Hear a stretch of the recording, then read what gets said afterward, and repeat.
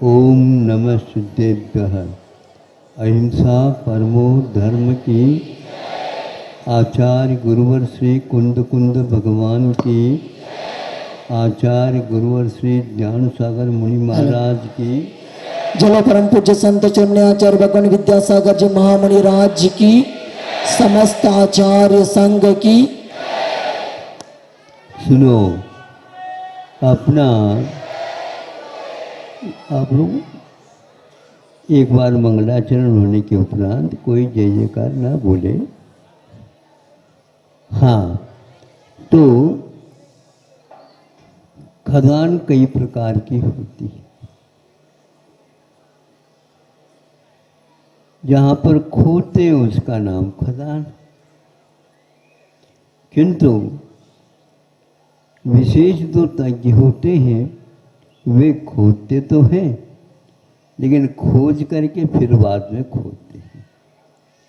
खोज के माध्यम से उन्हें ये ज्ञात हुआ कि यहाँ पर रत्न मिलेंगे, लेकिन वो रत्न मिलेंगे तो फिर खोदने की क्या आवश्यकता, यूं ही करके कर ले? नहीं, अनुपात यह है, एक एक ट्रक, दो दो ट्रक, चार चार ट्रक, 50 ट्रक जब उसमें से मिट्टी निकलती है, कंकर पत्थर भी निकलते हैं, कुछ चमकीले भी हो सकते हैं, कुछ कांच इत्यादि के अनुसार भी हो सकते हैं, इन सब को वह निकाल निकाल करके दूर करते चले जाते हैं। अब एक कार्य ऐसा मिल जाता है जिसकी पहचान उनको है, तो पहचान है तो फिर क्या कहना, उसको पहले वो अपने ढंग से अपने हाथ में ले लेते हैं। बाकी सारी की सारी जो मिट्टी थी, कई लोग उसका भी संशोधन करते हैं, उसको भी चालनी में डाल करके देखते रहते हैं, कई बार उसको धो लेते हैं, उसमें से भी कई लोग निकाल लेते हैं, ये उनकी कुशलता है। अब देखो, जब वह अनगढ़ बोलते हैं इसको, अभी उस रत्न को हम विशेष दर्जा नहीं दे सकते।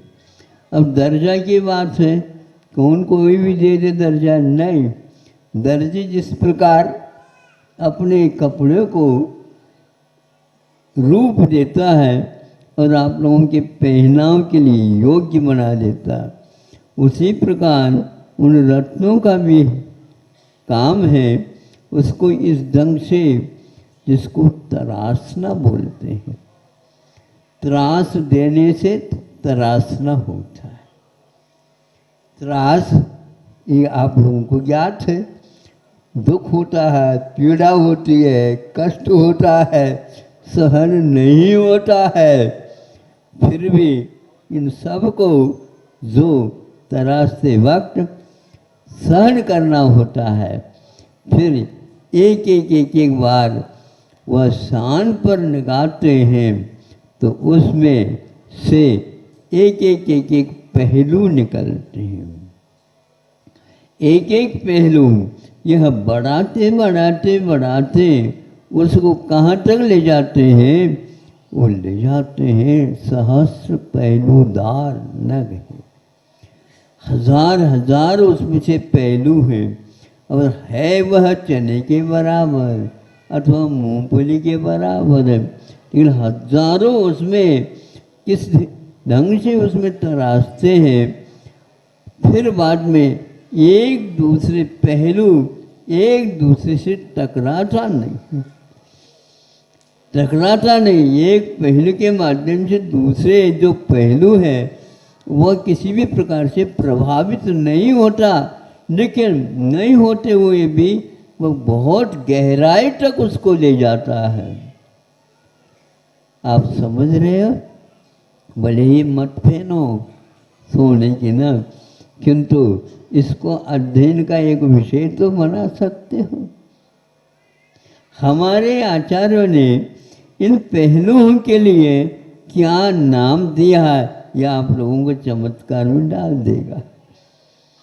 ये एक सम्यक दर्शन है, उसके लिए भी अनगढ़ होता है, प्राप्त हो गया। और भिन्न भिन्न तराशने वाले, शान पर लगाने वाले जो होशियार होते हैं, उनके हाथ में ये पहुँच करके ऐसा पहुँचा दिया जाता है, उसको अब नीचे नहीं रखा जाता, और वह विशेष और सोना चांदी और भी जो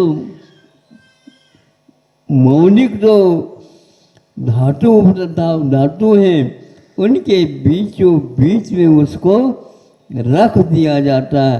रख करके यहाँ नीचे नहीं रखता, फिर उसको उंगलियों में पहनाया जाता है, फिर यहाँ और अन्य स्थानों में पहनाया जाता है, फिर गले में भी पहना। हम पूछना चाहते हैं, गले में पहनने से तो स्वयं को तो दिखेगा नहीं समझे, स्वयं को नहीं दिखेगा, लेकिन क्या दिख रहा है, पूरी जनता देख रही है। और वो पूरी जनता जब देख रही है, मस्त है, बढ़िया है, ये है, अनमोल है, इसका कोई मोल नहीं है। धीरे जाकर पूछते, आपने ये कहाँ से ला, क्यों आपको पसंद आ गया, क्या बताते हो, पसंद आए तो इसलिए तो हम पूछ रहे हैं।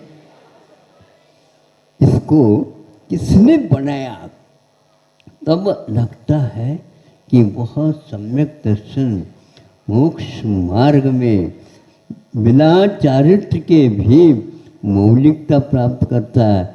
लेकिन जब तक संयम नहीं रखेंगे, उसके पहलू सामने नहीं आ पाएंगे, और उसका मूल्य उसी के माध्यम से है।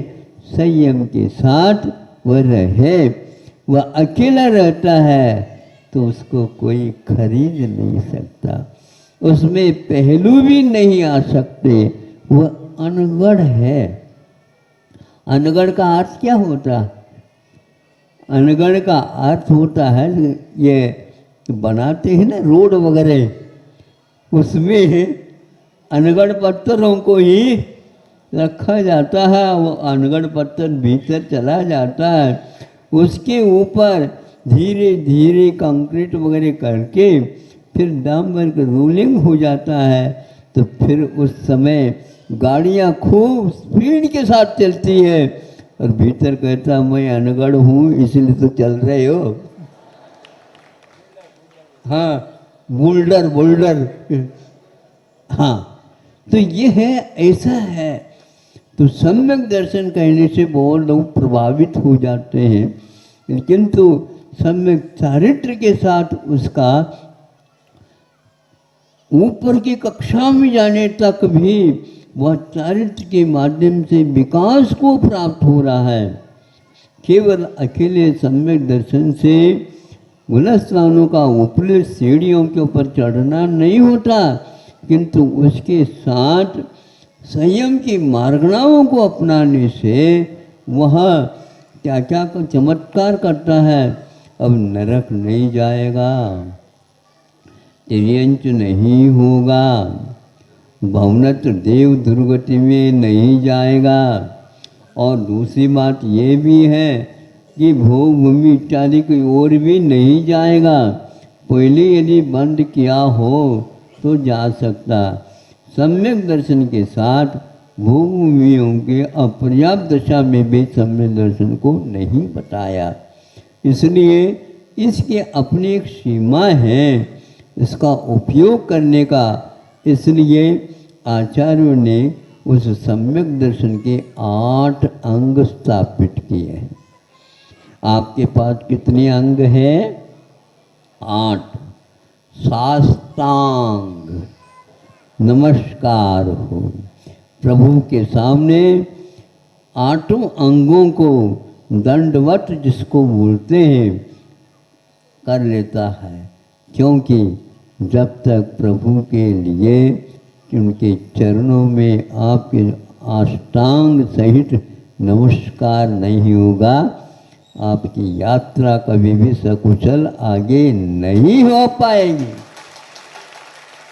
और उसमें यदि आपके पास पहलू नहीं रहेगी तो भी ध्यान रखना, अनगढ़ हो, उसका मूल्य बढ़ेगा नहीं, बढ़ता तब जब उसमें शान पर चढ़ाया जाता है। शान पर चढ़ाना ऐसा नहीं है, कलाकार होते हैं, उसको जानने वाले होते हैं, तब इसमें आ सकते हैं, आए या नेम नहीं। उसी की कीमत, उसी का मूल बढ़ता चला जाता, बढ़ता चला जाता। 8 अंग कौन से? शरीर में जैसे 8 अंग हैं, 2 हाथ है, 2 पैर है, एक माथा है, पीठ है, आदि आदि, एक गिन लेते हैं। इनमें से एक एक कम कर दो, आपका अस्तित्व ही समाप्त हो जाएगा। एक एक अंग के साथ आपके शरीर में सांगोपांग है तो सारी की सारी बातें चल सकती हैं। अकेले यह गर्दन पर रहे जिसको उत्तमांग बोलते हैं, ले उत्तम अंग तब कहलाता है जब शेष अंग भी उसके साथ जुड़े हुए जीवित रहते हैं। यदि वो नहीं रहेंगे तो इसको उत्तमांग भी नहीं कहेंगे, कुछ समय के बाद वह भी गिर जाएगा, उसका कोई मूल्य नहीं है। इसलिए जो व्यक्ति इन 8 अंग सहित सम्यक दर्शन को प्राप्त करता है वह सम्यक दर्शन तो है, किंतु उसके लिए कोई रक्षा करने वाला नहीं है। उसकी दुर्गति होने में भी देर नहीं लगती, इसलिए उसको संयम मार्गना के साथ जोड़ देंगे तो वह इन सब चीज़ों को नहीं प्राप्त करेगा और देवों में जाएगा तो निश्चित रूप से कुछ ही भावों में उसे मुक्ति प्राप्त करने का। एक बार संयम दर्शन, सम्यक दर्शन प्राप्त होकर के असंख्यात बार हो सकता है, आचार्यों ने कहा, किंतु संयम मार्गना के साथ यदि प्राप्त हो गया उसको 32 बार ही वह जा सकता है, इसके आगे उसका कभी भी विकास यात्रा संसार की नहीं होगी। ऐसे ये स्वाध्याय के माध्यम से आप लोग इसका मूल्य क्या है ये समझेंगे। 8 अंगों को सुरक्षित रखने से ही सम्यक दर्शन भी विशेष विशेष बल को प्राप्त होता चला जाता है, ऐसे आगम में कहा। इसलिए आप इस सम्यक दर्शन का मूल्य बढ़ाना चाहते हो, लेकिन वह संयम के बिना संभव नहीं है। इसलिए बार बार आचार्य कहते हैं सम्यक आचरण चारित्र तो कम से कम आप अपने पास रखो, नहीं है तो सम्यक आचरण चारित्र भी चला जाएगा, निश्चित है सम्यक दर्शन वहाँ पर रह नहीं सकेगा। इसलिए आप लोग अभी व्यवहार में रहते हुए भी अपने 8 अंग सहित, इसको हमने सक्रिय सम्यक दर्शन कहा, क्रिया सहित होना चाहिए और यह एक्टिव जिसको बोलते हैं, इसके बिना उसका मूल्य कोई भी आंका नहीं सकेगा और उसके द्वारा ज़्यादा विकास नहीं हो सकेगा। एक बार सम्यक दर्शन प्राप्त होने के उपरांत भी असंख्यात बार छूट सकता है और घर में रह करके चारित्र पालन करते हैं वो भी असंख्यात बार संयम असंयम को पालन कर सकता है, किंतु मुनि बनता है ज़्यादा 32 कहाँ है। और इस प्रकार यह मोक्ष मार्ग की एक विशेष स्वरूप निष्पत्ति है। इसके अध्ययन आप करते जाओ और सही पूछा जाए एक बार उस मूल्यवान सभी वह त्रासों को सहन करके मणि तैयार हो जाती है, फिर उसका ज़्यादा संसार में रहना संभव नहीं होता और उसके साथ असंख्यात देवी देवताओं को भी वे पहुंचाते चले जाते हैं और अपनी यात्रा को पूर्ण करते हैं। इतना ही पर्याप्त है। आप लोगों ने शांति के साथ 8 अंग का स्वरूप समझा है और अपने उन अंगों को विकसित करने का प्रयास करेंगे। एक प्रकार से इन 8 अंग सहित सम्यक दर्शन होने के उपरांत मोक्ष मार्ग में आगे बढ़ने के बहुत ही उत्कंठा जागृत हो जाती है।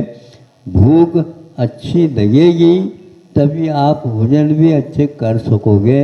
मरी मरी भूख के साथ बैठोगे और ज़्यादा इच्छा नहीं होगी। आप तो ऐसे नहीं करते हैं, लेकिन फिर भी कहा है यह हमेशा भूख मोक्ष मार्ग की बढ़ती रहे इन्हीं भावनाओं के साथ। अहिंसा परमो